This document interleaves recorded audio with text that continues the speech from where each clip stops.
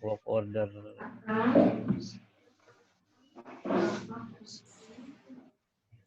Nah, ini historical work order yang sudah dilewati oleh produksi-produksi.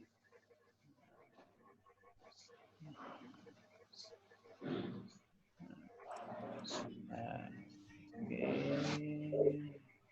Ya.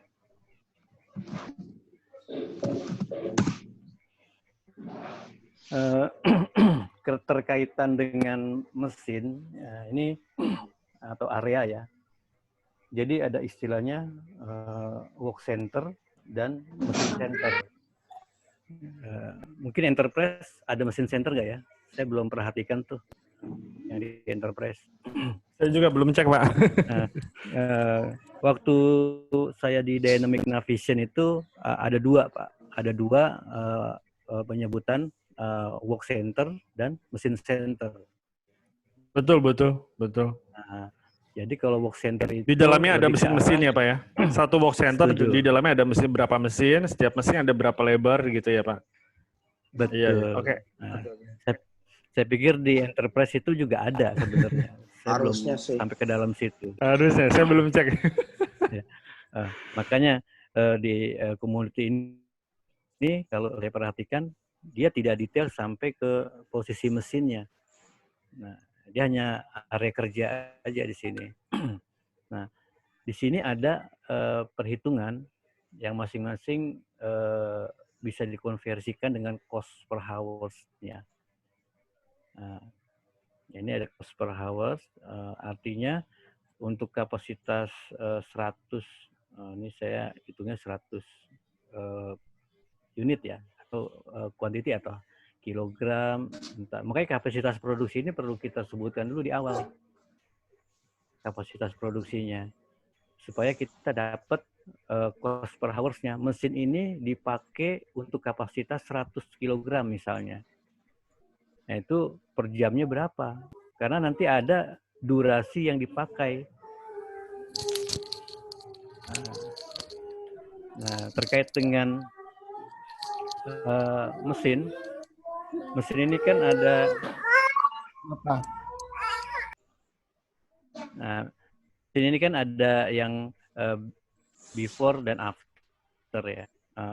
Kalau di routing production itu ada hasilnya uptime, downtime gitu kan. Untuk before-nya, uptime-nya berapa menit sebelum diproses. Biasanya kalau misalnya penggilingan, sebelum diproses penggilingan itu ada downtime dulu nih. Mesinnya berhenti dulu, karena harus dipanaskan dulu sebelum dinaikkan ke proses produksi ya kan. Itu namanya proses untuk before-nya, waktu dulu sebelum diproses. Ini bisa kita setting. Nah, ini untuk terkait dengan cost per hours-nya.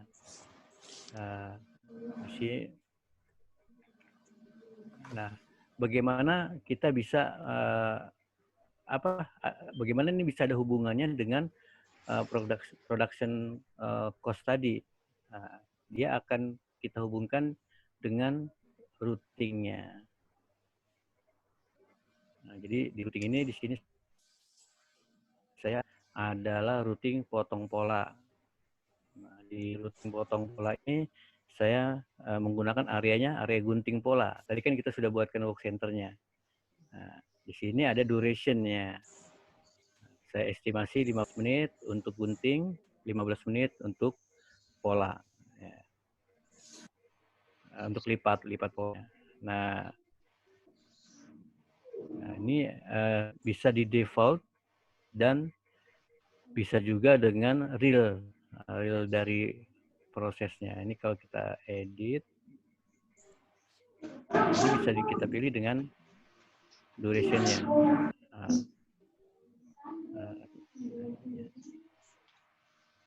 Ini yang ngitung compute based on real time ini siapa, Pak? Ada ininya, Pak. Biasanya start stop sih ya kalau yang otomatis ya. Kalau misalnya saya pakai yang duration compute based on real time, itu berarti kan ada start stopnya, Pak. Proses start stopnya. Nah, ini contoh ya. Saya discard dulu nih.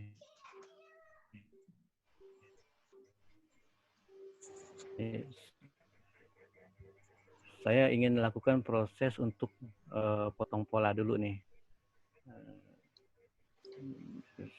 Potong pola.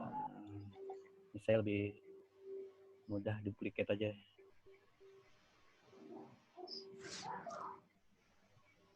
Di potong pola ini ada bahan yang digunakan ya. Sini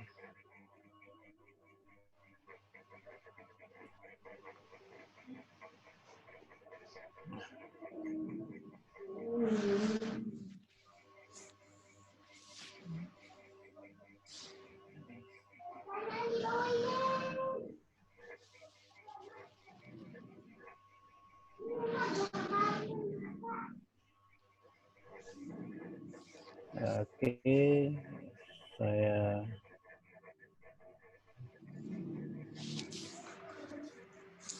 mau nunjukin proses plan-nya aja. Nah, di sini kan ada work order yang player seperti play ini kan. Nah, ini sudah urutan dari sequence-nya. Yang pertama gunting, yang kedua lipat. Nah, ini kalau saya buka yang warna hijau ini, nah ini ada start working kan. Nah, ini yang pegang foreman-nya nih biasanya nih. Nah, dia mulai jam berapa? Start.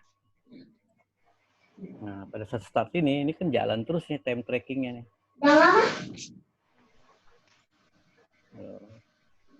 Dia jalan terus. Nah, ya kadang memang ini yang di user melihat ada start stop ini menjadi tambahan pekerjaan dia untuk controlling. Kalau kelewat nanti dia tanggung jawab seperti itu. Makanya ada dua opsi tadi. Nah, dengan menggunakan manual. Nah, kalau manual artinya duration ini harus di key in. Harus di key in. Nah, ini kalau misalnya proses produksinya ini ada hambatan, mati lampu, kita nggak tahu ya. Lagi mati lampu kan harus di-pause prosesnya. Ketika produksi jalan lagi, di-continue. Nah, di sini ada dua baris proses yang tercatat. Kayak timesheet gitu ya Pak ya? Iya, ini jalan terus nih, real duration-nya. Iya. Jadi di planning di set di awal, di planningnya berapa jam, terus di sini actualnya Pak gitu ya? Iya, walaupun kita manual, tetap harus kita key in di sini. Iya. Harus kita masukkan. Kalau misalnya kita edit, di sini ada duration yang manual ya. Saya tambahkan di sini. Ini kalau udah selesai tadi ya, dari jam 11.44. Oh iya, nggak ada di sini, cuman ada pilihan work center Pak, nggak ada pilihan mesin. Karena di dalam work center dia lagi ngerjain di mesin mana, mesin potong, mesin assembly atau mesin sewing gitu ya? Iya. Oke.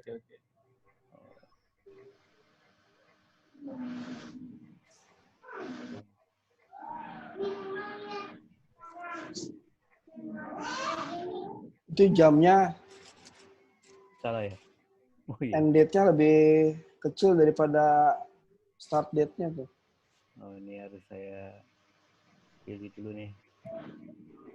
50 deh. Ini ada langsung duration-nya. Ya, kita save. Jadi akan menjadi counter terus ya, start stop tadi. Nah, kalau udah selesai, kita done. Nah, di sini nanti dia dalam work center kelihatan masih di area gunting pola, Pak, posisinya. Nah, ada to launch-nya ini yang to-do-nya lagi, ada next work order yang harus diselesaikan. Kan tadi ada 2 ya. Sekarang tersisa 1. Nah, ini harus dijalankan. Nah, inilah yang dibilang ribet oleh user ketika ini diterapkan. Ya, kurang lebih seperti itu sih prosesnya. Oke, ini ada mandatory. Jadi harus di-define di awal ya Pak ya sebenarnya dari prosesnya dari satu apa di work center harus jadi setiap produk harus direncanakan dulu gitu ya sampai akhir itu prosesnya seperti apa aja ya. Iya, memang kalau kita bertemu dengan pabrik IKM ya, industri kecil menengah, itu kesulitan sekali kita untuk memberikan apa estimasi. Coba Bapak estimasi, ini dia lama dia. Iya.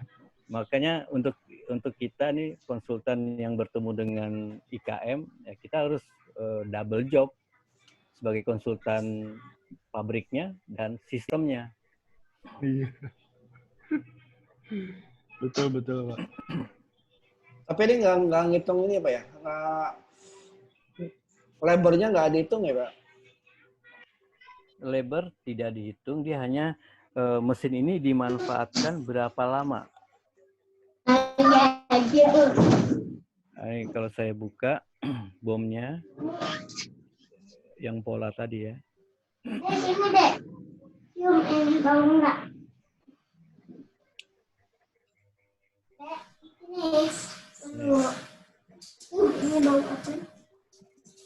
Di operationnya kan ada nih ya 15 menit. Nah ini bom cost-nya ya hanya estimasi yang akan dibawa oleh accounting buat analisa. Ini saya bisa tambahkan lagi di sini misalnya 10, kalau 10 tuh dia akan lebih murah apa bagaimana gitu kan. Nah di sini ada pendekatan dari cost-nya. Jadi kalau produk satu itu pasti lebih mahal. Benar ya Pak ya? Iya.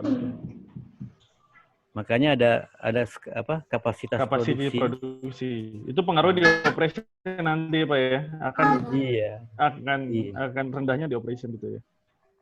Makanya di pabrik itu kalau ada mixer ya minimum production.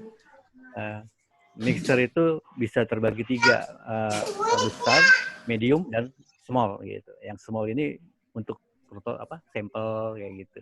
Jadi ukurannya beda-beda. Pak Jalal mau nanya dong. Iya Pak. Pak, kalau itu kan bom structure dan cost-nya, tapi kan keseringan di kita ini, khususnya di saya ini kan cenderung produksi itu tidak sesuai dengan bom. Gini Pak, saya sejak dikenalkan ERP oleh Dynamic Navision, mentor saya selalu bilang, dan ke customer juga selalu bilang, Bapak Ibu BOM ini bukan mandatory, selalu bilang begitu. Ini hanya suggest. Artinya apa? Kita punya ukuran yang default. Nah, untuk menambahkan dan mengurangi silakan itu pada saat consumption gitu. Jadi suggest saja. Kalau BOM itu hanya suggest. Oke.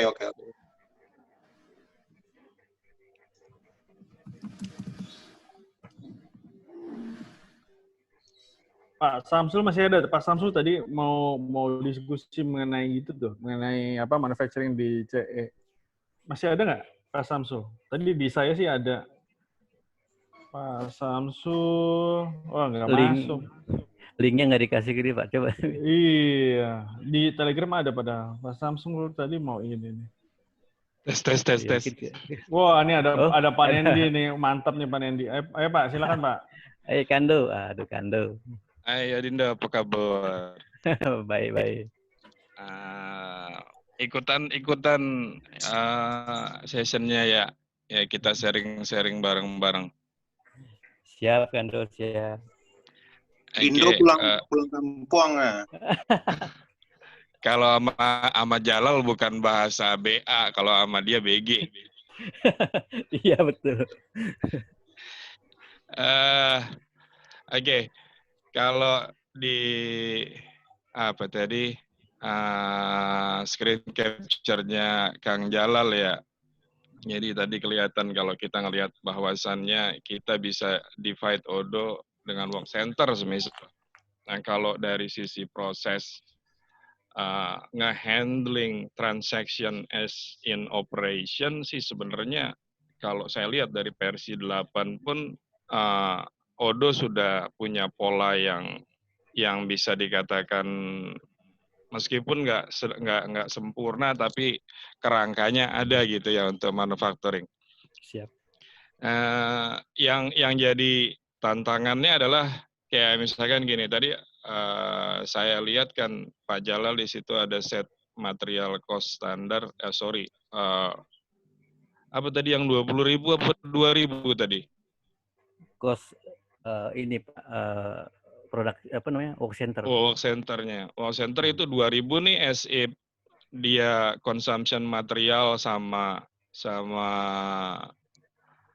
hanya material saja atau keseluruhan dari work center itu by mean ada labor cost-nya juga di situ gitu. Ini akumulasi mulai dari penyusutan mesin, terus labornya, listriknya, ya akumulasi aja. Oke. Ini kan seolah-olah kita set standar gitu ya, tapi kan di background 2000 ini kan secara representatif jalan juga nih. Artinya kalau misalkan cost per hour-nya 2000 kita set, let's say cost dari orangnya per jam misalkan 1000 gitu ya. 500 utility cost, 500 lain, 500 sisanya itu others gitu. Nah, ketika kita misalkan dalam satu periode kemudian memproduksi bom dalam 1 bulan itu katakan 10 jam lah gampangannya. Ya kan? Cost per hour-nya tadi 1000, berarti kan 1000 dikali 10. Ketemu 10.000 gitu. Iya. Nah, di background waktu kita setiap bulan karyawan masuk segala macam, at the end bulan itu ternyata kita bayar nggak 10.000, tapi 20.000 in total. Nah, yang di Odo itu bagaimana cara nge-breakdown realisasi 20.000, kemudian yang di BOM kan cuma 10.000 gitu. Itu yang nggak kelihatan sama sekali sebenarnya gitu. Karena cost per hour ini nggak ada konektivitasnya dengan apa yang akan terjadi secara real. Iya toh? Betul. Nah itu, jadi kita nggak bisa playing around the number untuk melakukan what if skenario ketika misalkan kalau saya punya production capacity nggak maksimum, exposure dari labor cost yang seolah-olah dia variabel, tapi sebenarnya kita rata-rata perusahaan di Indonesia itu variabelnya sudah fix. Minimum sebesar UMK gitu. Nggak boleh orang bayar dalam 1 bulan hanya rate per jam. Beda kalau kayak di luar negeri gitu. Kalau luar negeri kan boleh rate-nya berdasarkan jam gitu. Kalau di kita nggak bisa gitu. Jadi ada variable cost yang sudah jadi fixed cost, tapi kita nggak bisa tarik itu ke dalam equation pada saat kita melakukan analisa. Saya pikir di Odo seperti itu gitu. Jadi concern-nya kalau saya jadi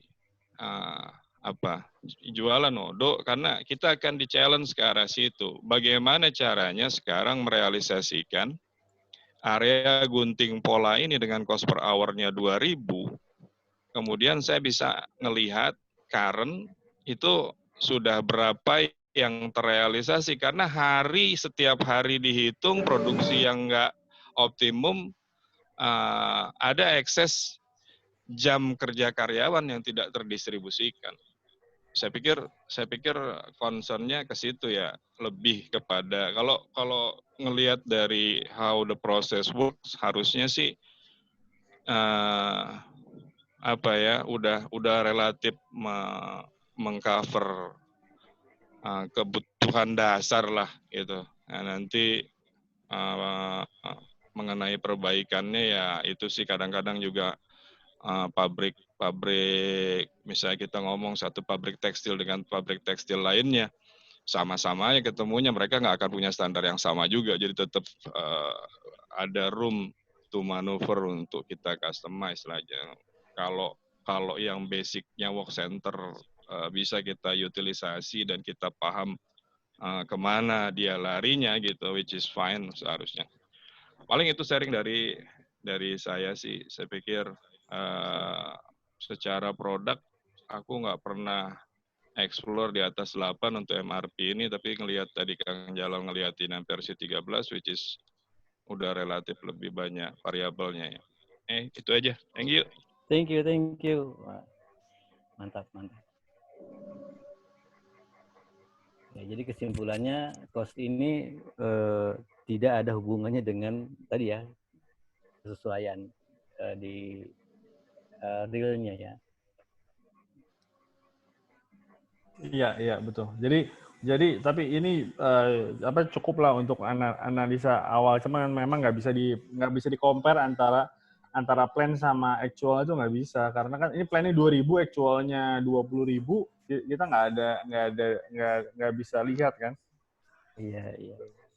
Nah ini ada pertanyaan lagi nih mengenai scrap.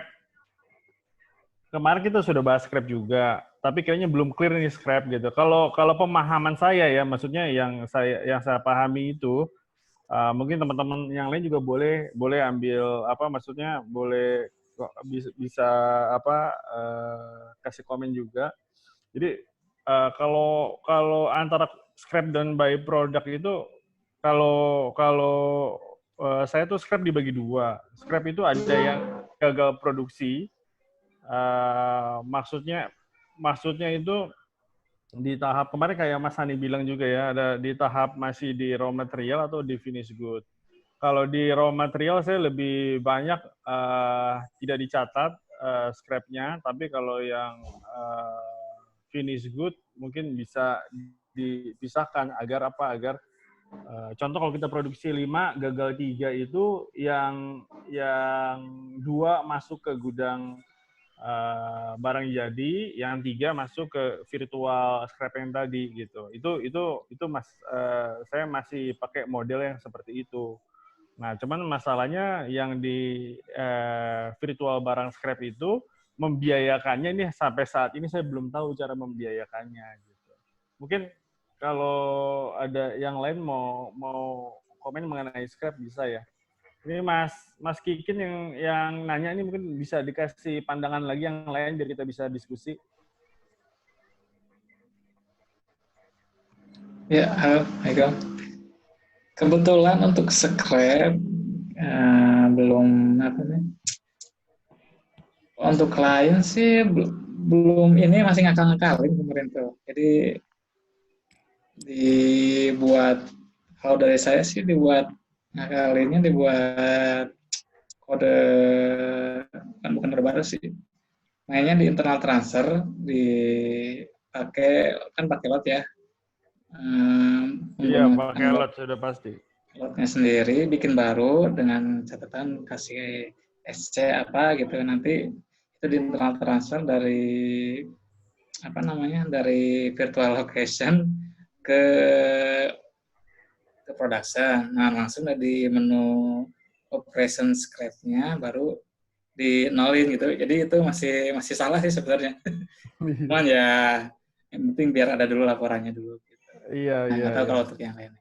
Kalau saya barang jadi selalu harus ada maksudnya harus dicatat. Tapi kalau raw material biasa saya blend langsung ke BOM-nya biar harganya naik juga, cost-nya naik gitu. Kalau raw material ya, tapi kalau barang jadi tetap harus saya daftarkan sih. Tetap harus saya administrasikan biar ketahuan nih, kan gagal QC bisa jadi KW1 apa KW2, KW3.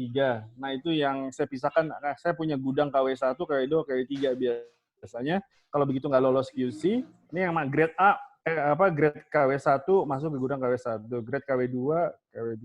Karena secara HPP itu sama, cuman kita bisa jual dengan harga yang berbeda gitu. Nah, kalau misalnya si sales mau jualan KW2, yang ambil dari gudang KW2 gitu. Itu doang sih yang sekarang yang saya lakukan seperti itu. Mungkin Pak Jalal yang udah banyak implementasi bisa kasih saran kita, Pak, atau Pak Nendi juga kan udah dari Odoo 8 tuh pasti banyak juga experience-nya di implementasi, bisa share juga, Pak. Untuk masalah apa ini? Scrap, Pak, penanganan scrap di Odoo kayak gimana gitu.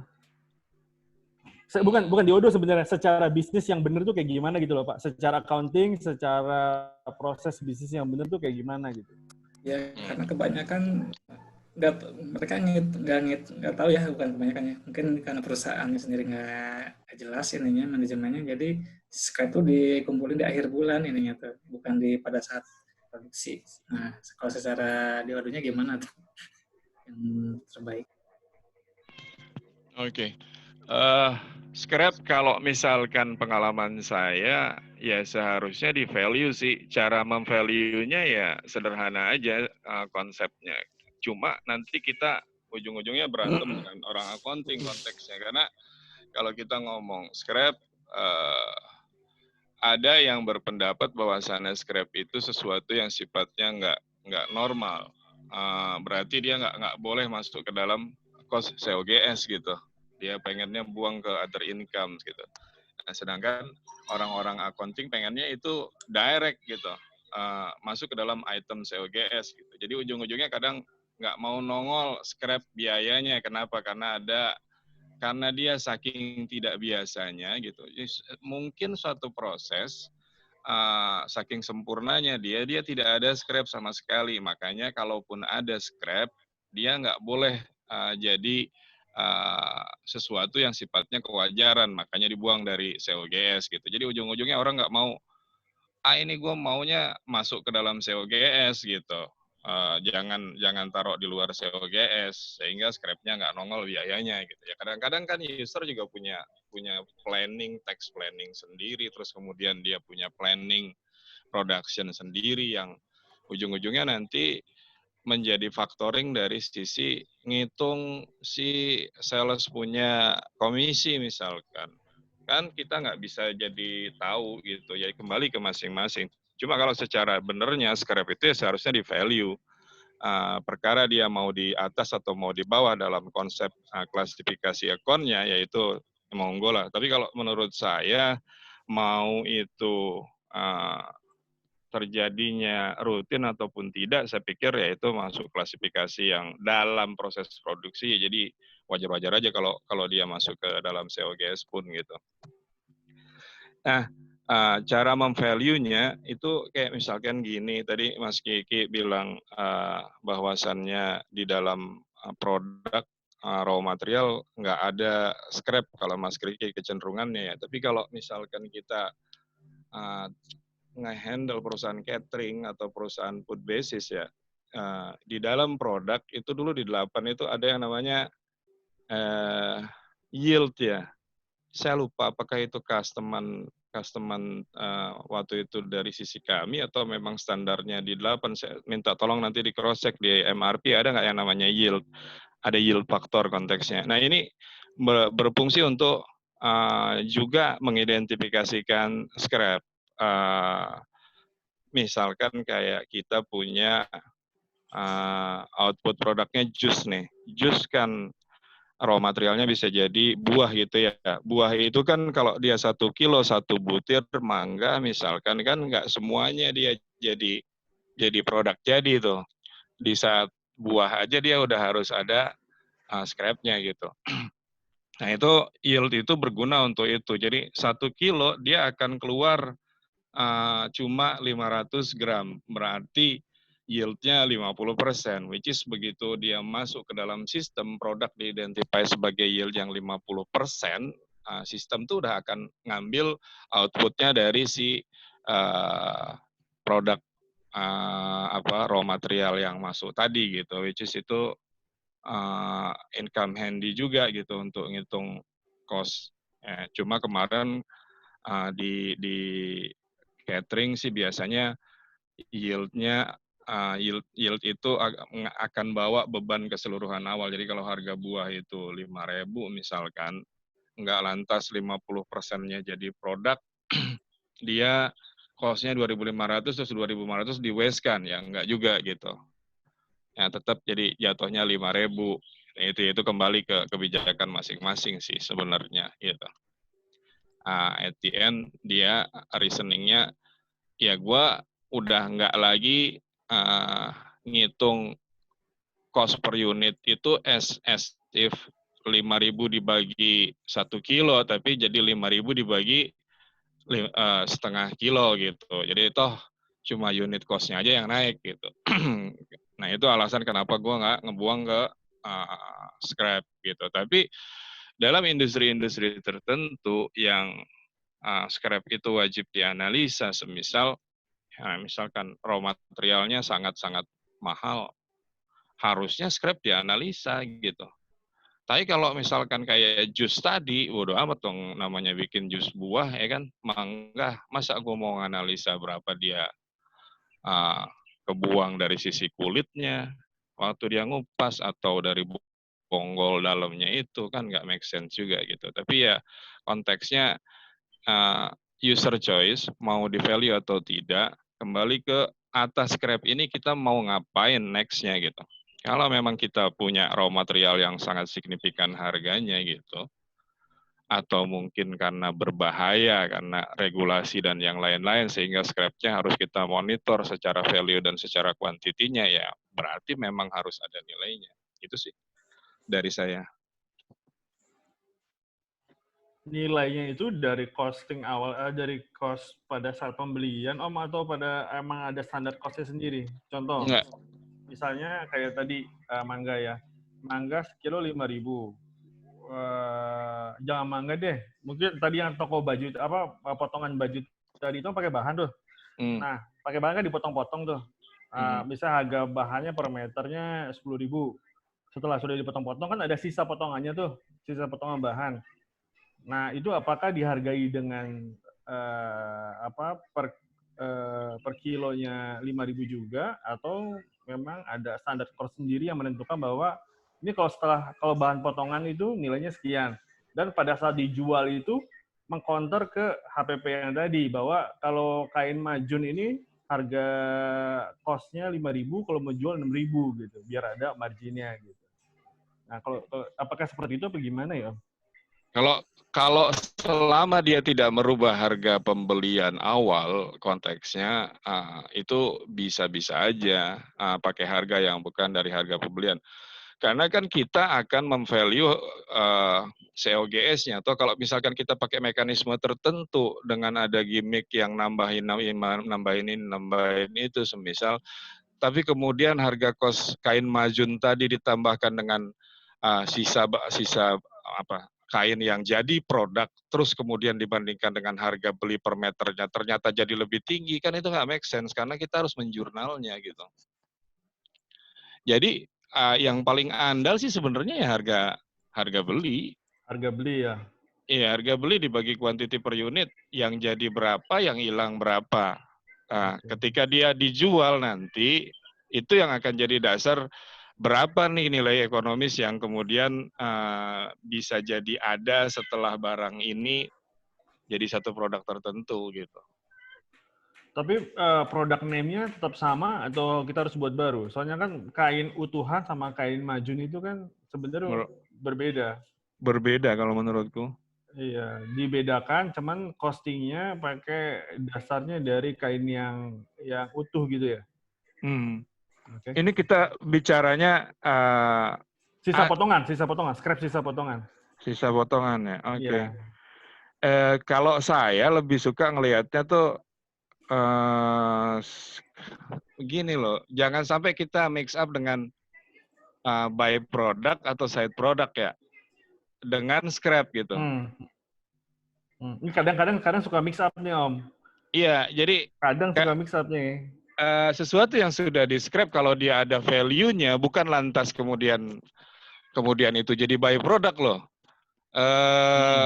Iya toh, artinya by product itu sesuatu yang kita sebenarnya melakukan proses produksi tidak dengan target ngeluarin itu, tapi keluar gitu.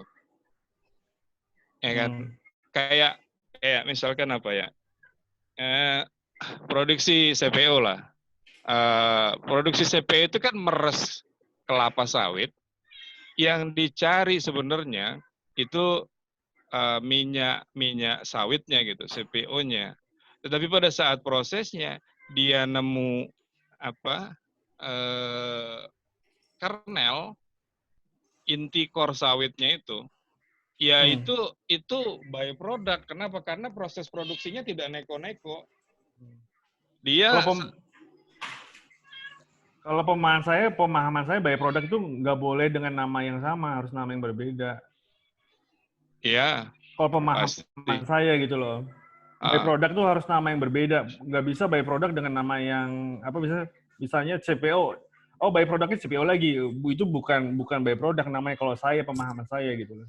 Harus nama yang berbeda dengan SKU yang berbeda dan costing yang berbeda gitu. Itu masih pemahaman saya gitu loh. Bisa kalau mau sederhananya seperti itu konteksnya. Cuma nanti jangan sampai gini nih, kita ketika ngomongin ada kain perca yang kita jadikan barang jualan, awal-awal itu sesuatu yang kita outscrap gitu. Dari potongan bahan, karena kita punya pola kayak begini, terus kemudian ekses dari kain itu terus kemudian kita singkirkan sebagai scrap, lantas kita bilang bahwasannya itu byproduct kita gitu, karena itu bisa dijual.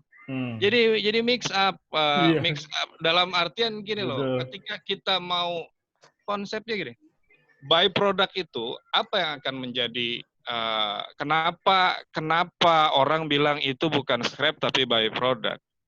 Karena ada joint cost yang who knows bisa kita sharing ke produk itu gitu. Tapi itu lebih visible dari sisi barang itu dijual, iya gitu. Tapi kalau misalkan konteksnya kain Majnun tadi atau kain perca tadi, kan nggak selalu dia jadi nilai ekonomis.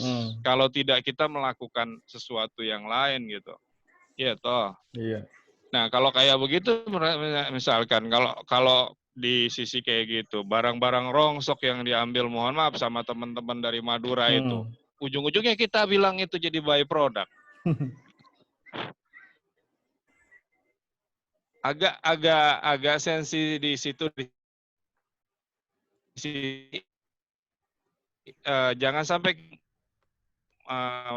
terjebak dengan karena ini bisa joint cost-nya harus kita bagi. Kenapa? Karena kan waktu kita memproduksi satu barang kayak CPO, ketika kita meres itu buah, terus kemudian keluar minyaknya, ada biaya manpower, ada biaya utilitas yang dilempar ke situ. Once keluar ini yang namanya kernel ini jadi byproduct, oh ini juga memang harus dibagi waktu dia meres itu, nggak cuma keluar minyak, tapi keluar kernel, berarti dia juga harus nanggung labor, harus nanggung utility, harus nanggung fuel cost atau yang lainnya gitu. Nah itu fair gitu. Tapi kalau misalkan kita ngomong dari proses itu kemudian keluarlah tandan kosong, which is ini scrap. Kalau mau kita scrap kan konsepnya. Artinya dari timbangan sekian kilo, kita scrapkan menjadi tandan kosong sekian kilo gitu. Nanti begitu tandan itu laku dijual, hampir semua partikel sawit itu dari mulai masuk buah itu keluar dia laku semuanya gitu. Nanti bingung lagi kita bikin masing-masing byproduct-nya banyak banget gitu. Sama kayak gitu ayam sih. Pak. Ayam itu dari ayam dipotong itu seluruh badannya bulunya jadi duit, ususnya jadi uang, ampela jadi uang, cekernya jadi uang, gitu. Semuanya jadi uang. Kalau mau dibikin byproduct banyak banget byproduct-nya berarti pada saat kita memotong ayam. Pak Nendi, nanya dong. Pak, kalau ini Pak, yang saya bingung dari kemarin kita kan udah ngebahas byproduct sebetulnya itu. Cuman jujur saya masih bingung. Kalau pemahaman yang sebenarnya di UDU itu byproduct itu fix yang didefinisikan di BOM atau fleksibel Pak nanti di waktu diproduce? Saya nggak ngelihat Odo memfasilitasi byproduct dari 8. Oh gitu. Iya. Gimana caranya masukin BOM yang keluar produknya 2? kemarin saya akhirnya bikin custom sendiri BOM. Jadi konteksnya produk, ya kan. Kalau kita ngomong BOM itu kan di atas produk akhir, di bawah ingredient ya, formula. Apa yang ngebentuk produk tersebut, ya toh? Betul. Nah kemarin akhirnya karena Odo nggak bisa, kami balik. Jadi yang atas itu adalah raw material, yang bawah itu adalah produk akhirnya dia. Jadi dari raw material masuk keluar 2 produk gitu. Di sawit mau nggak mau kita bikin jadi kayak gitu. Karena raw materialnya satu, iya. finish good-nya banyak gitu ya. Iya, karena kita berangkatnya kebalikan, jujur. Di Odo nggak mengenal yang namanya dalam proses memproduksi nasi, misalkan nasi goreng. Pada saat kita memproduksi nasi goreng, kita punya by-product-nya nasi ulam misalkan. Atau ngomongnya apa yang enak ya, biar lebih kebayang gitu. Ya apa ya? Pada saat kita memproduksi sesuatu yang bukan target kita, tetapi kita punya waste, yang waste-nya itu justru bukan scrap gitu, tetapi sesuatu yang sifatnya, kalau scrap itu kan biasanya kayak hilang, itu scrap, dalam proses 100 jadi 90 keluarnya gitu. Berarti kan ada scrap sekitar 90 itu, which is orang akan memahaminya gampang banget bahwa itu ada scrap gitu. Tapi juga bisa jadi scrap itu ada bentuk gitu. Nah ini by product. Definitif waktu lu ngeluarin satu produk, dia akan keluar produk itu gitu. Itu by product. Nah di Odo nggak bisa itu masukin produknya di atas itu, misalkan apa? Contoh ayam apa tadi? Atau meja lah. Meja di atas, kemudian kita punya di line-nya ini BOM material bla bla bla, di tab sebelahnya by product gitu. Nggak bisa. Yang mana kita bisa atur nanti untuk kebutuhan join cost-nya kita bagi 90% lari ke produk yang utama, 10% sisanya lari ke yang side product atau by product tadi gitu. Nggak ada di Odo. Kalau yield tuh yang di Odo 8 yang Pak Dendi sebut tadi, saya rasa belum ada tuh berapa persen cost yang diabsorbnya kayak 100%, 40%, 50%, saya rasa sih belum ada. Tapi kalau by product tuh di Odo 13 yang tadi kita teman-teman diskusikan, ada tuh di Master BOM-nya. Ada kah? Ada. Oh, oke. Cuman yang yield-nya itu nggak ada. Sebenarnya yield itu berguna tuh. Harusnya sih ada. Dia mekanismenya ditaruh di mana? Di BOM? Di BOM diplankan dulu. Mungkin saya share ya sebentar sedikit. Boleh, ya. Boleh. Ya, Aku nggak pernah explore dari yang 10 sih. Iya, ini community ya Om. Iya. Oke, bentar.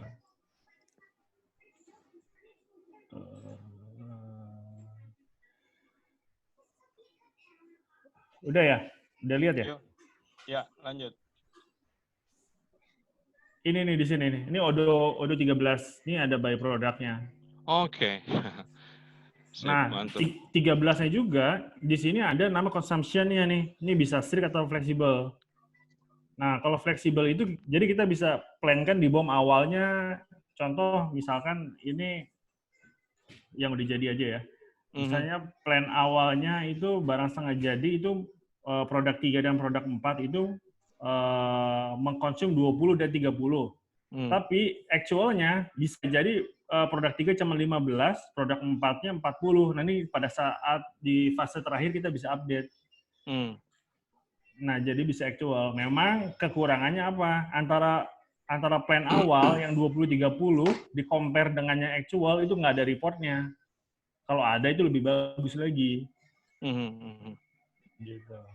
Itu di 13 nih by product sudah ada, kita bisa isi nih. Kebetulan tadi kita bahas sisa produksi, saya bikin sisa produksi. Tapi nanti kalau misalnya ayam di sini bisa ceker, bisa ati ampela, usus, kepala, sayap. Nah, ini bisa diisi di sini nih. Komponennya sih satu gitu. Gitu sih Om. Ya. Sip, berarti ngejawab Maizar nih, konteksnya tadi yang nanya Maizar kan? Iya, iya.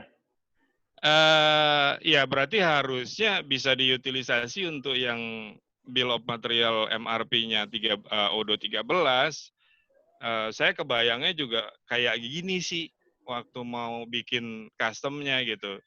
Nah, ada by product-nya di dalam tab terpisah gitu. Itu.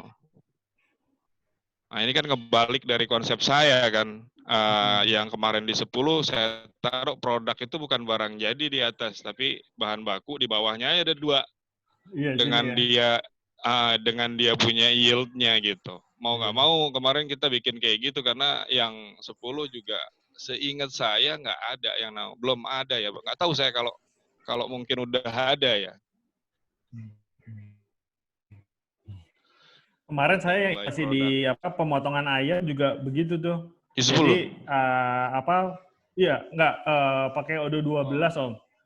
ODO 12 kita punya proyek pemotongan ayam. Nah, jadi produknya itu adalah ini raw material sayap, komponennya adalah ini ayam jadi, tapi satuannya bukan unit tapi kilogram. Dibalik gitu. Iya, produknya unit satuannya, tapi komponennya kilogram. Karena kan nggak mungkin ayam satu dibagi menjadi sayap, paha, dada, kan jadi 0, kan ribet itunya kan.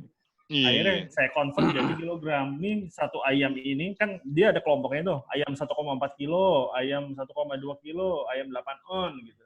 Ya udah saya kelompokkan dari situ aja.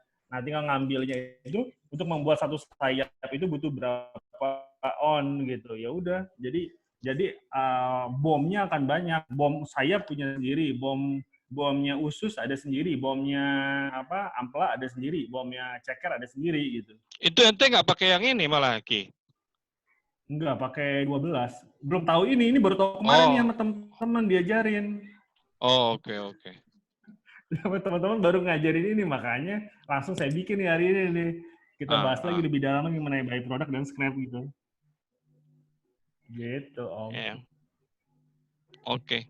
Kikin, Mas Kikin, gimana? Ini yang nanya scrap sama by product Mas Kikin juga nih. Udah dijawab sama Om Nendi nih.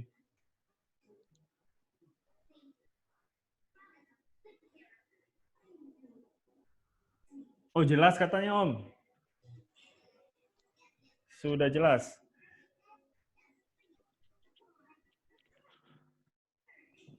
Di 10 ada juga by product. Juga nih. Kata Mas Kikin nih katanya. Mas Kikin Kusuma nih ada. Di 10 ada juga by product katanya. Saya belum cek juga. Mungkin tapi kita cek sama-sama aja deh. Siap. Configuration sih. Di sini Om. Di sini Om. Di setting. Jadi harus diaktifin di sininya dulu nih by product-nya di sini nih. Klik by product baru muncul. Iya, di configuration ada. Iya. Oke. By product terus terang baru kemarin saya baru juga tahu, baru sekarang mau dibahas lagi nih biar lebih detail, lebih jelas. Ya itu concern-nya by product lebih kepada bagaimana nanti kita mendistribusikan join cost. Itu aja sih. Tapi kalau pakai yield yang 100%, 50% itu lebih mantap lagi, Om. Itu di 8 kalau nggak salah dia ada yield dalam produk. Dulu waktu 2016 tuh saya sama Ajis implementasi di perusahaan catering. Jadi kalau dia steak misalkan, produk akhirnya steak 100 gram misalkan. Ya kan? Waktu steak 100 gram itu kan butuh ingredientnya, dia ada daging dengan beberapa tipe gitu. Iya, nah, dia nggak boleh ketemu nilai yang 100 gram juga gitu. Dia harus ada yield faktornya di atasnya bisa 20%. Berarti dia dari 100 ditambah 20%-nya, jadi ketemu 1.200. Karena 20%-nya akan habis dalam proses pemasakan, hilang dia. Nah, itu nanti akan berpengaruh ke pembeliannya lagi. Jadi kan dari sisi bom material, kita punya planning untuk satu pembelanjaan, ya kan. Tentunya kita mau belanja apa aja nih untuk 1 bulan ke depan. Dari mana? Dari bom yang mau dieksekusi 1 bulan ke depan gitu. Nah, waktu kita beli daging, nggak boleh kita setelah yield faktornya, tapi sebelumnya harusnya 1.200 daging khas dalam misalkan.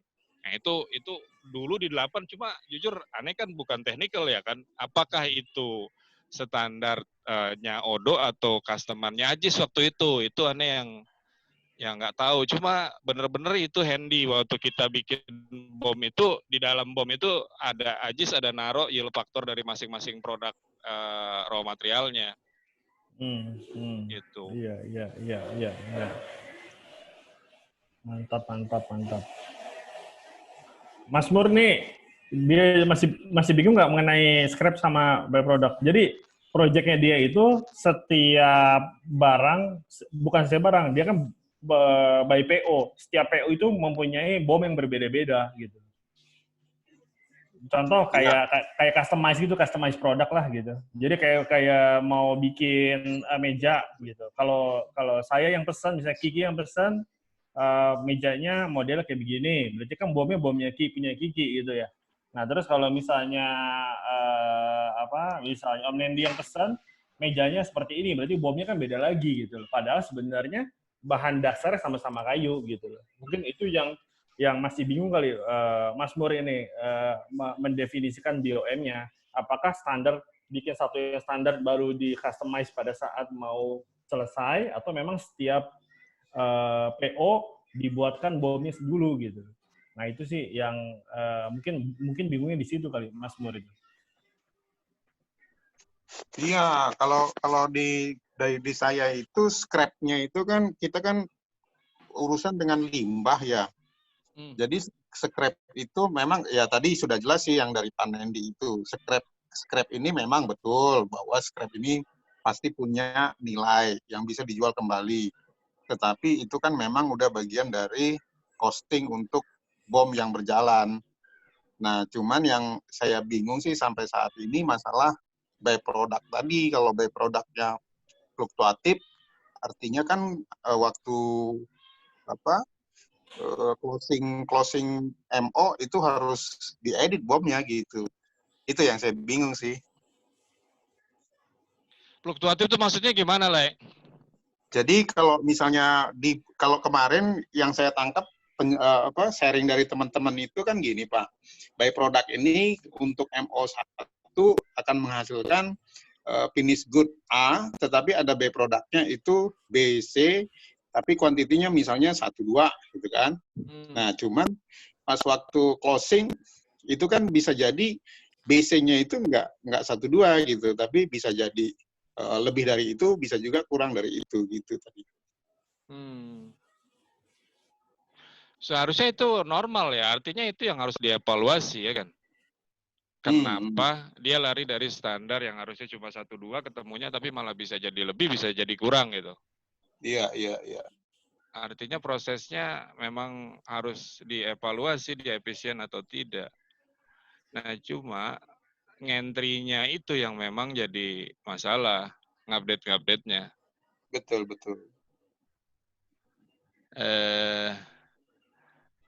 Kalau dibalik ngentrinya terus kemudian mengotomatisasi hasil itu, nggak bisa ya? Belum kepikiran ke sana, Pak. Belum.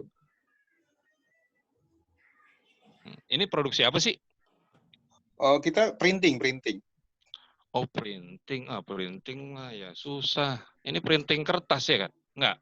Iya, sejenis lah, plastik. Tintanya malah, ini tintanya malah. Di grup itu ada Kang Mas Tutul ya, yang di Jogja, yang saya miss dengan Kang Samsul Ma'arif yang sama-sama. Ada nggak Ma'arif AB di sini? Join kelihatannya join. Nah itu ada yang orang Jogja namanya Ma'arif juga.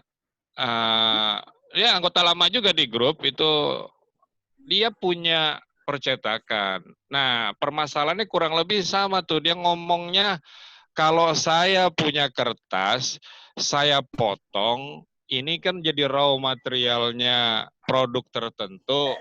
Betul. Tapi sisanya ini yang masih sisa ini saya pakai lagi buat yang raw material lain gitu kan. Nah pertanyaan gue ke dia, dia mempertanyakan kalau gue mau planningkan pembelian kertas HPS yang 70 gram misalkan, yang cuma kepake setengahnya masih bisa dipakai sama produk lain yang suitable kata dia, itu gimana caranya? Ya sekarang kan dia jadi kejebak dengan UOM purchase dan UOM consumption di BOM gitu. Kenapa? Karena dimensi antara UOM purchase dia dengan UOM consumption dia berbeda. Beda, iya. Kebetulan UOM consumption dia adalah setengah kertas HPS, ya kan? Tetapi belinya dia harus dalam satu kertas HPS. Aku nggak bilang bahwasannya itu produk dia itu karena dia dalam satu material kertas satu sheet, satu lembar, ya kan? Dia maksa itu menjadi jadi by product. Enggak lah aku bilang. Itu udah produk different, walaupun lu waktu motongnya, ya kan? Itu bisa dipergunakan untuk jadi bahan bakunya dua produk. Ya nggak bisa lah ngomongnya begitu menurutku loh ya. Karena kita dijebak dengan konsep pasar menyediakan kertas HPS itu ya saukuran ngono gitu. Which is 70 gram atau berapa gram ya kan. Belinya satu bundle itu 1.000 isinya itu. Terus kemudian lu pakai itu untuk kebutuhan lu. Nggak lantas lu bilang bahan baku lo itu satu kertas HPS ya kan untuk satu produk. Jadi yang sisanya waste. Tapi ketika waste itu lo kemudian utilisasi menjadi produk lain, lantas lo berasumsi, oke, ini by produk gua gitu. Kan itu juga nggak berpola. Besok dia nemuin pola yang bisa memanfaatkan kertas sisaan itu, terus lo mau ngomong produk lo ada 2-3 by produk. Kapan by produk A, kapan by produk B. Kan lo jadi keder sendiri larinya. Betul. Persis begitu. Iya, kita nggak, karena itu unpredictable, nggak pasti produknya. Nah kalau aku ngelihatnya lah nggak mau aku kejebak ke situ karena nggak akan ada endingnya. Misalkan kertas satu lebarnya berapa kertas HPS itu? A1 lah yang paling besar A1. A1 ya. A0 dipotong 2 A1 gitu. Ya gini. Jangan ngomong itu. HPS yang A4 ya. A4 apa A3 HPS? A4, itu A4. lebarnya berapa? 70 kali misalkan 21,29. 21,29. 21,29. 21 kali 29. Ya, anything. 60%-nya gue pakai sebagai bahan baku produk gue, ya kan? Ya. Selama periode gue nggak inovatif, setiap pemakaian kertas HPS itu maka HPS akan punya scrap sekitar 40%-nya. Betul. Setuju. Oke, terus kemudian inovasi kita menemukan 40%-nya tadi itu ternyata 30-nya bisa kita gunakan untuk desain lain. Ya kan? Apa lantas kita ngerubah bahwasannya saat itu kita punya produk yang bahan bakunya sama, tetapi kemudian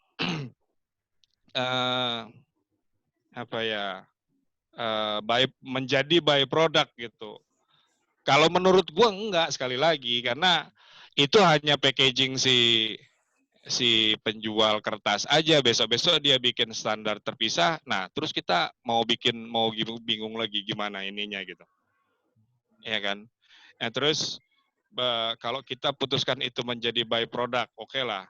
Oke, fine, kita nggak ada masalah, cuma baru punya 2 produk. Di bulan ketiga, kita inovatif lagi, yang sisa 40% kertas HPS itu, kalau tadi by produk pertama itu keluarnya dipakai bisa 30%-nya, sekarang ada lagi produk X ketiga gitu yang juga memanfaatkan 35%-nya, which is masih di bawah buffer 40% sisa. Nah, pertanyaannya ketika kita bilang bahwasannya itu by product, apakah instan setiap BOM masuk maka dia akan keluar produk A, produk B, sedangkan produk A dan produk B-nya masih our option to decide. Kita mau pakai sisanya tuh mau bikin apa? Dan kalau by product enggak. Once itu production masuk, dia pasti keluar output itu. Iya, betul. Nah itu maksud aku, Lai. Jadi aku nggak mau kejebak dengan yang namanya mengkategorikan kebutuhan atas material yang kebetulan sama, ya kan, menjadi sesuatu yang kita bilang by product, karena akan bingung kita sendiri. Oh. Kalau by product yang definitif, kayak kembali lagi perusahaan sawit, waktu dia produksi CPO, prosesnya pasti itu aja. Dia masukin buah sawit ke dalam proses, keluarnya 2, minyak sama biji sawit. Nggak pernah ada dimensi yang lain gitu. Jadi itu by product. Tapi kalau misalkan suatu hari nanti ketemu produknya di dalam proses yang biasa itu keluar output yang berbeda, nah itu udah bukan by product lagi gitu, udah inovasi. Maksudnya udah sesuatu yang sifatnya memang nggak di dalam pola naturalnya gitu. Itu udah nggak benar. Menurut aku ya, udah bukan by product. Mungkin kalau di percetakan sisanya adalah tintanya ya Om ya, tinta yang hasil sisa produksinya gitu ya? Ya, salah satunya antara salah satu tinta kan ya. Jadi kan barang Iya, jadinya adalah misalnya hasil cetak. Terus setelah diproduksi itu tinta ini nggak bisa dipakai untuk produk yang lain lagi gitu. Mungkin itu kali itunya apa di percetakan. Dia menjadi tinta X untuk produk itu, sehingga tinta X itu memang dikembalikan ke sebagai raw material yang namanya sudah berubah menjadi tinta X. Nanti pada saat ada produk yang sejenis dipakai lagi gitu kan. Tinta X bisa dipakai lagi. Iya. Itu kurang lebih mungkin sama kayak tadi yang CPO tadi yang Om Nendi bilang, membuat apa akan menghasilkan 1 MO itu menghasilkan 2 produk finish good gitu. Tapi secara kuantitinya kan dibutuhkan berapa jumlah kilogram tintanya itu kita belum bisa tahu karena di awal sudah kita rencanakan pada saat kita produksi, setelah selesai kita timbang ternyata beda dari yang ada di BOM gitu kan. Betul. Nah, gimana mengadministrasikannya ke dalam MO-nya gitu biar bisa di-track di kuantitinya gitu ya? Ya, kira-kira begitu. Ya, begitu juga. Okay. Kalau saya ketemu barang percetakan, saya nggak akan bikin pakai manufacturing sih sebenarnya mungkin. Saya lebih kepada project base, tapi ngomongnya kayak pabrikasi gitu. Cuma jujur nggak akan pakai modulnya Odo. Engineering itulah ya. Ya kurang lebih Project. Kayak jadi bisa. Karena Odo nggak punya itu. Sederhananya gini. Kalau misalkan kita punya produk sesuatu yang sifatnya akan variatif, tapi men-triggernya menjadi bom akan bikin rudet sendiri, ya kan? Ya kayak kemarin itu saya punya prospek sih sebenarnya waktu itu nggak ketemu di harga ya. Jadi solution propose dari kami itu sebenarnya dia nih perusahaan palet ya, palet dari besi tapi. Nah dia bilang dia ada proses fabrikasi di mana besi-besi berbagai dimensi dipotong menjadi satu standar sesuai dengan produk dia. Produknya ada beberapa produk dimensi juga gitu, ada yang A, B, C gitu dengan berbagai ukuran. Akhirnya yang gue usulin tuh sebenarnya lebih kepada project management atau apa sih, istilahnya tuh job order. Jadi gue mikirnya akan bikin satu mekanisme untuk ngitung kebutuhan per masing-masing produk, ya kan? Berapa raw materialnya, berapa yang terpakai, berapa sisa dari raw material untuk per masing-masing material, seluruh biaya terkait dengan proses pabrikasinya dari mulai manpower, terus kemudian utility, terus kemudian yang lainnya, gue alokasikan berdasarkan mekanisme yang disepakati oleh manajemen gitu. Which is itu menurut gue lebih simple. Jadi cost-nya itu jadi konsum materialnya Ya, konsum materialnya jadi pakai di stock adjustment aja gitu. No, lu bisa integrate dengan itu Ki, dengan inventory lu dengan pola SKB gitu. Itu yang nggak ada di oke. Odo. Saat keluar barang, iya. Jadi gini, di perkebunan sawit itu ada yang namanya konsumsi barang untuk sendiri. Odo nggak mengenal yang namanya konsumsi barang selain scrap, ya kan, jual dengan DO, kemudian production. 3 itu aja, dia nggak ngebuka adanya pemakaian barang untuk sendiri dalam proses gitu. Waktu pertama kali gue ngelihat Odo, gue sempet bingung juga gimana caranya gue ngeluarin barang untuk kebutuhan maintain kebun gue gitu, mupuk, terus kemudian nyemprot. Itu kan barangnya dari gudang keluar, dipakai untuk di... Saya tolong printkan ya, tapi ada kamu ya. Gitu.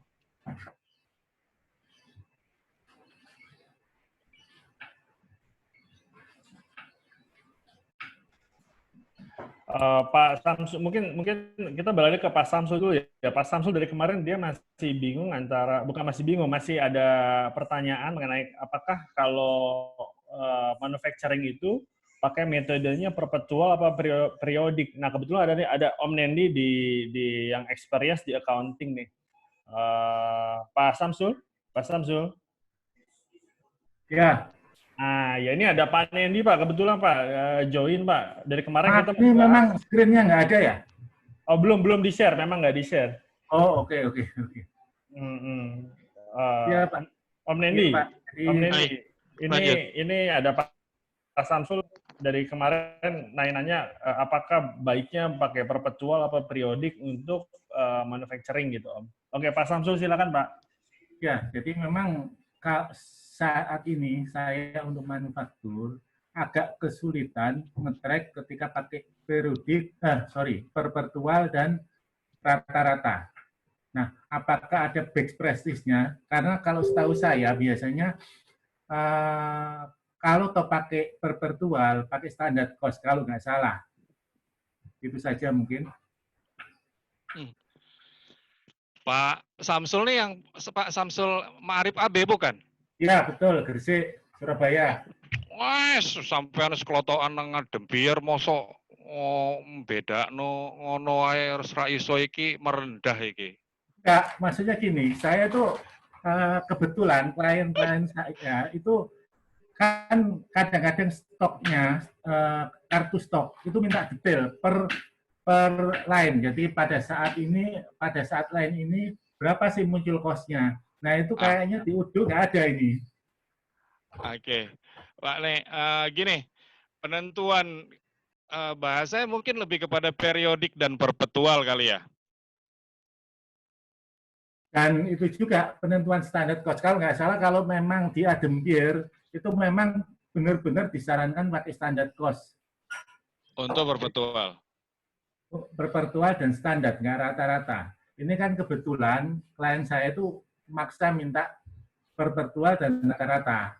Nah itu saya mengalami kesulitan ketika untuk menampilkan ada beberapa yang error, menurut saya nggak pas.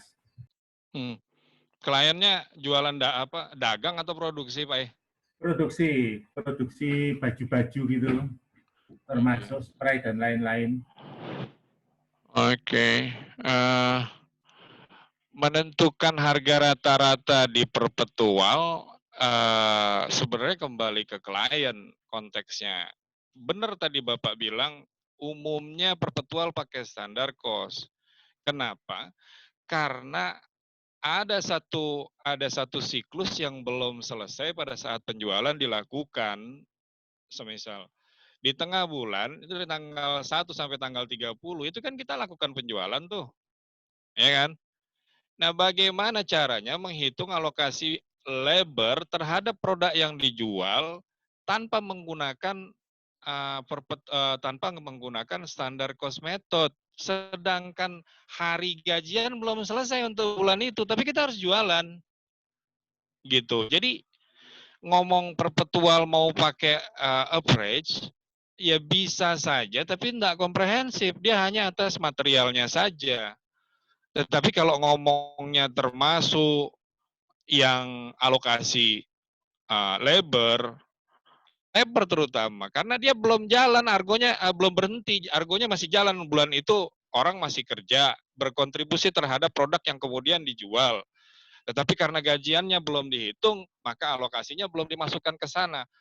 Kemudian adalah pendekatan, oke, standar cost, yang tadi juga Pak Jalal sempat kasih lihat, di mana setiap satu proses cycle, apakah itu produksinya secara keseluruhan atau per masing-masing di breakdown menjadi beberapa work center, di situ ada standar jam penyelesaian yang labornya juga akan nempel sebagai satu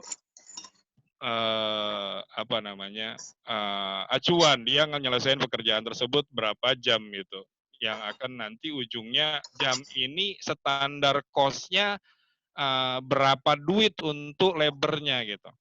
Nah makanya kita ketemu satu fakta bahwasannya perpetual itu akan cocok dengan standar cost karena faktor itu tadi gitu di manufacturing. Kalau kita ngomongnya di perusahaan distribusi, perusahaan dagang biasa gitu, yang nggak ada proses fabrikasi atau manufaktur merubah sesuatu menjadi sesuatu yang baru, dia distribute only, perpetual cocok banget pakai average. Karena kan yang concern yang harus kita pertimbangkan paling cuma landed cost aja. Itu doang. Di luar itu harusnya nggak ada isu kalau untuk perusahaan ini.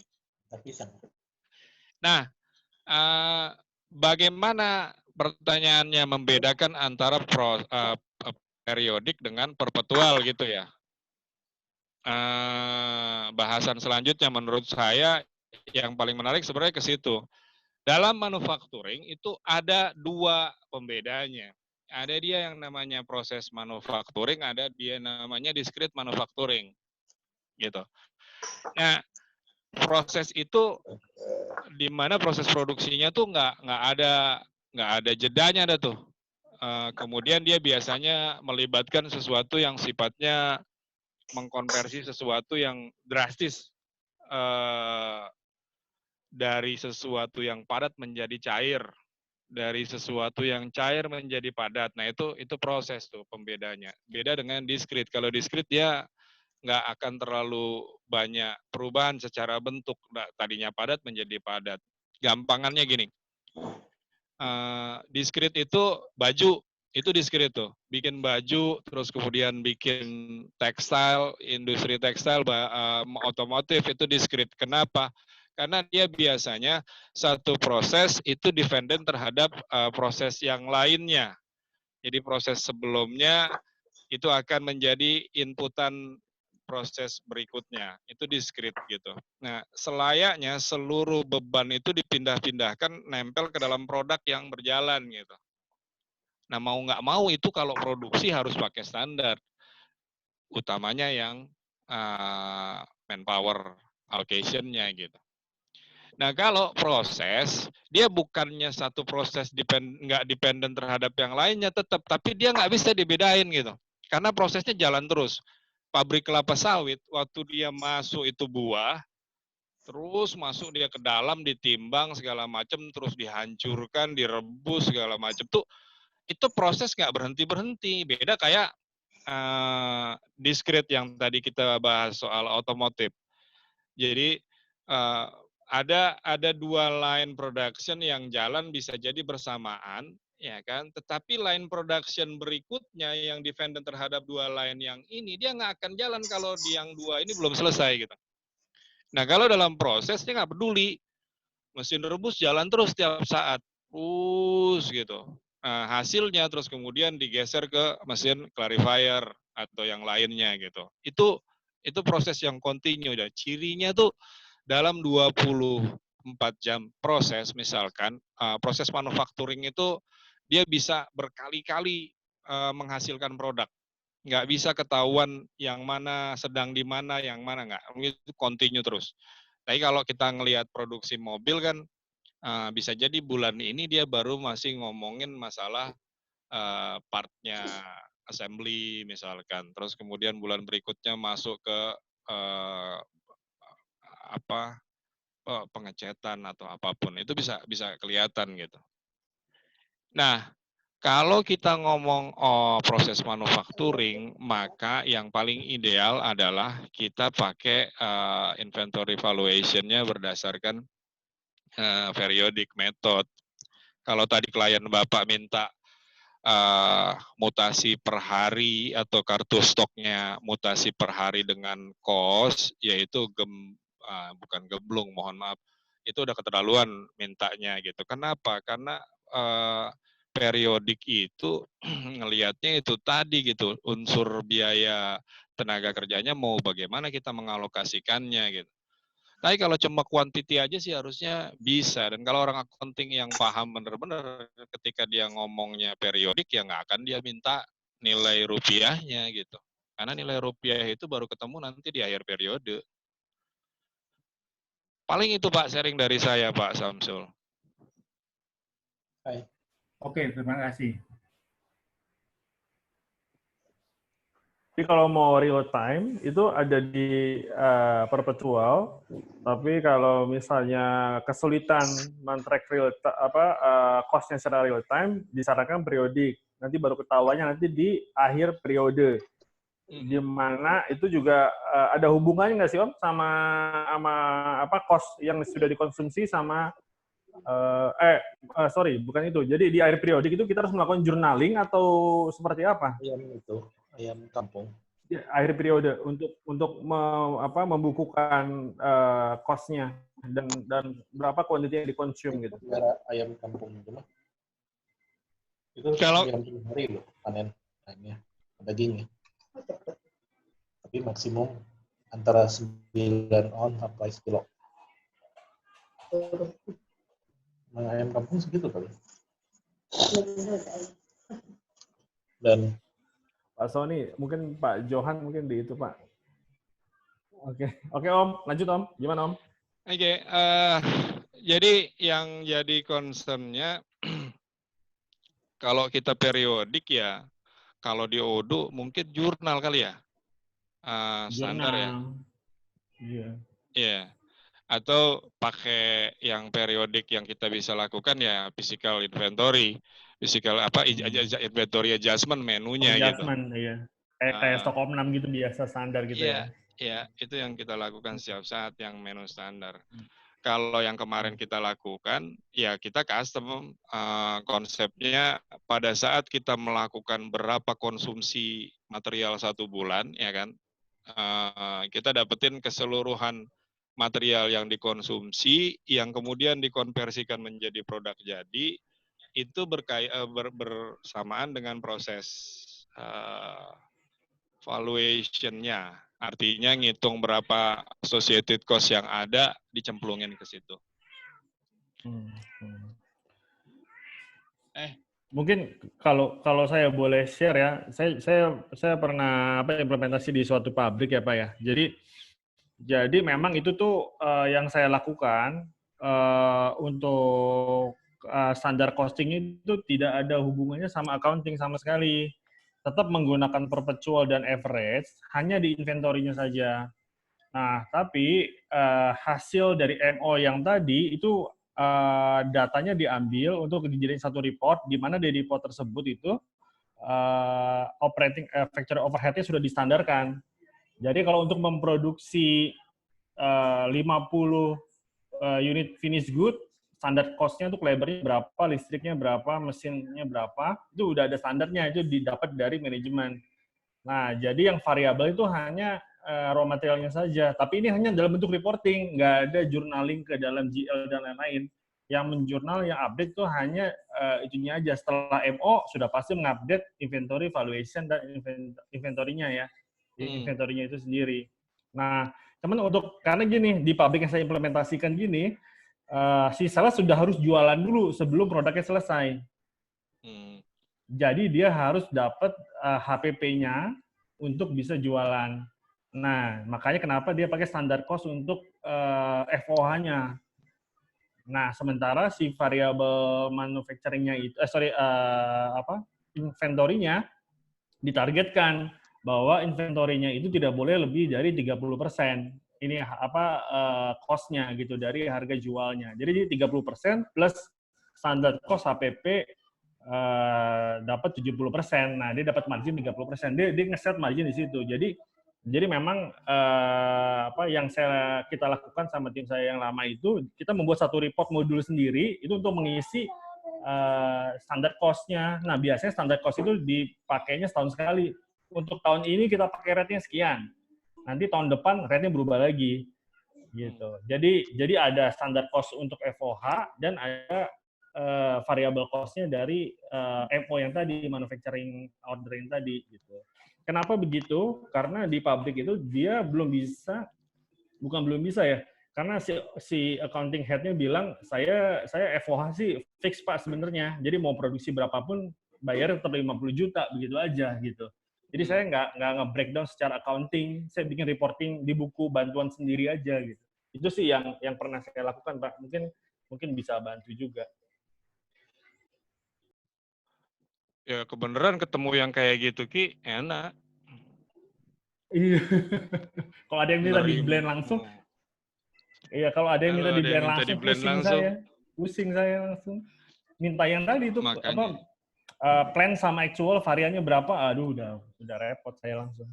Sebenarnya pendekatannya simple, artinya gini, yang susah itu justru di sisi mereka. Dalam artian how to set a standard. Jadi ketika kita ngomong perpetual method opsinya, berarti kan kita harus assign setiap produk yang diproduce, dia carry any cost gitu. Iya kan? Which is impossible kalau kita ngomongin average, karena gaji belum selesai loh, kecuali kalau orang dibayar harian. Nggak bisa. Harian pun juga nggak bisa dibagi ke, contoh gini, line 1 si labor A ngerjain produk A. Baru setengah jam ngerjain produk B. Sehari tuh dia dibayar 50.000. Nah, ngebaginya gimana orang produksi? Nah, itu kan ada time sheet-nya sendiri, Ki. Iya, itu yang repot maksudnya gitu. Maksudnya akan tergantung time sheet gitu loh jadinya gitu. Iya, memang kalau mau fair-nya kan ke situ larinya, ya kan? Artinya kan foreman itu dia harus tahu how to manage dia punya tim dan untuk apa sebenarnya, untuk mengalokasikan cost dari orang ini ke produknya berapa yang paling fair gitu. Iya, betul. Karena terkadang nanti kita nilai cost, begitu kita nggak bisa compete sama orang, kemudian di breakdown, aduh kita kayaknya kemahalan di orang deh. Iya kan, work per hour. Baru ketahuannya di akhir. Baru ketahuan di akhir. Dan baru kemudian kita nge-push R&D untuk bikin produk baru sehingga yang tadi kemahalan ini bisa di-sharing dengan produk lain. Gitu. Which is walaupun itu telat tapi jadi decision making dari sisi manajemen, which is fine juga gitu. Artinya jadi korektif. Nah, itu tujuannya sebenarnya. Nah, kalau menurut gua kenapa simple dan lebih susah itu ngedrive klien untuk bicara. Mereka bisa ngomong, wah gue ngomong yang sistem lain ya, sampai bisa pakai standar cost, masa Odo nggak bisa. Begitu kita balikin ke lu, oke, lu sediain gue standar cost lu. Bingung langsung. Ya kan, terus nanti begitu dia ngomong standar cost, ketika dia punya variabel produk yang sedemikian banyak, ya kan, berarti kan kita ngomong apa yang lo omongin barusan, Ki.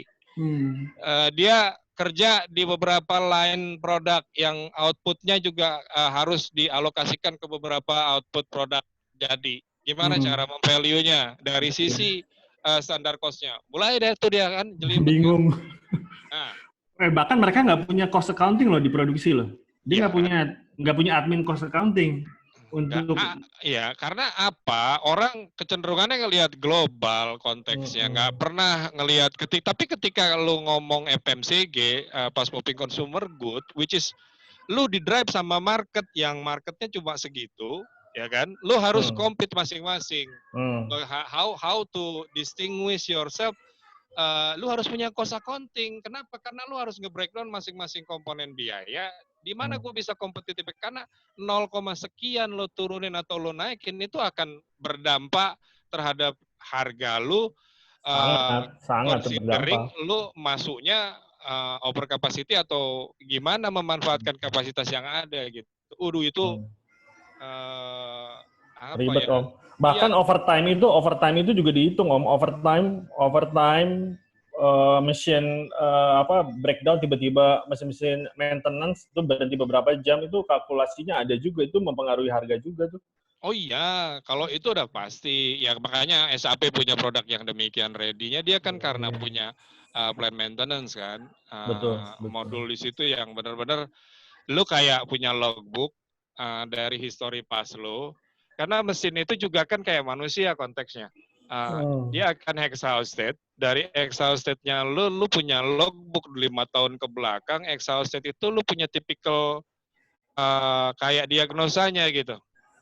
Nah, dari situ lu bisa play around data historis buat cari tahu diagnosa ini karena kondisi yang related kemana. Misalkan orang technical akan tahu ini kaitannya sama busi misalkan, ini kaitannya sama IC, berarti lu bikin what if skenario, kalau diagnosanya kayak begini yang terpengaruh adalah busi ini, kemudian meter di masing-masing spare part itu kelihatan juga.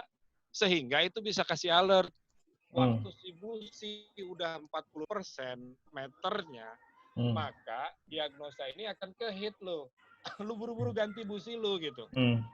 Nah, itu kenapa SAP powerful, karena mereka sudah punya plan maintenance sampai ke sana gitu. Iya. Jadi setan aja pusing. Iya.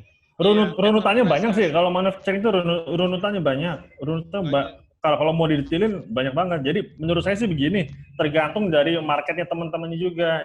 Kita mau menyasar mana, nggak bisa juga semuanya mau kita sasar gitu.